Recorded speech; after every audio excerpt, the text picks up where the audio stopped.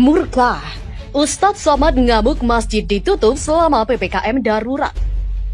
Melarang orang ke masjid, tapi di mal, di pasar dibiarkan. Di mana letak hati kecilmu? Tak malukah engkau nanti kalau berjumpa dengan Allah? Di masjid orang hanya 5-10 menit. Masbuk, lambat sampai masjid, sudah qomat. Hanya 5 menit dia di masjid. 5 jam orang duduk beramai-ramai, ketawa, cekakak cekiki, tertular penyakit. Masjid yang kau salahkan. Tak malukah engkau nanti menyebut nama Allah, menyebut Rasulullah, padahal tempat ini yang dipanggil Allah, dipanggil Rasulullah sallallahu alaihi wasallam. Tetap jaga protokol kesehatan, tapi jangan sampai meninggalkan ibadah. Apa kesimpulan dari 3 cerita yang singkat ini? Bahwa COVID itu ada, tapi yang bermain-main dengan COVID karena ada kepentingan. Semua bisnis rekayasa manusia hancur. Satu-satunya bisnis yang tetap bertahan hanya bisnis milik Allah subhanahu wa ta'ala. Tapi kalau yang diatur Nabi SAW jangan kita hindari, jangan kita ingkari. Bener nanti sih WHO karo Nabi ya pasti benar Nabi Muhammad SAW kan. Apalagi untuk sholat itu hanya berapa menit sih.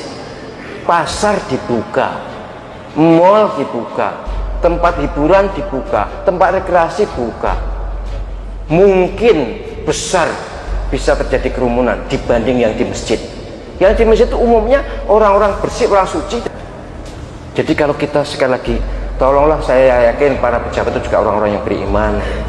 Kalaupun ada pembatasan-pembatasan yang masuk akal, pembatasan yang wajar, pembatasan yang tidak meresahkan, pembatasan yang tidak melanggar syariat, penyelamatan tidak takut resiko aturan penjenengan nanti di akhirat akan dipersoalkan.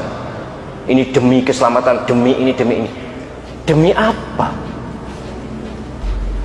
Tidak jamin selamat ikut prokes, mohon maaf, saya tetap taat pada prokes, tapi tidak jamin selamat. Wong dokter ya akeh sing wafat, perawat ya akeh sing wafat, katanya karena COVID.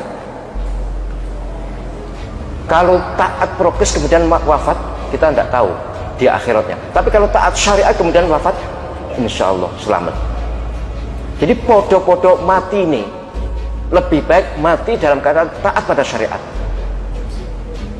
Di sini kata akhirnya, titik akhir kulminasinya, puncaknya saya katakan bahwa oke, kita menghadapi dan hidup bersama COVID, yes. Orang yang hidup bersama COVID taat syariat dan hidup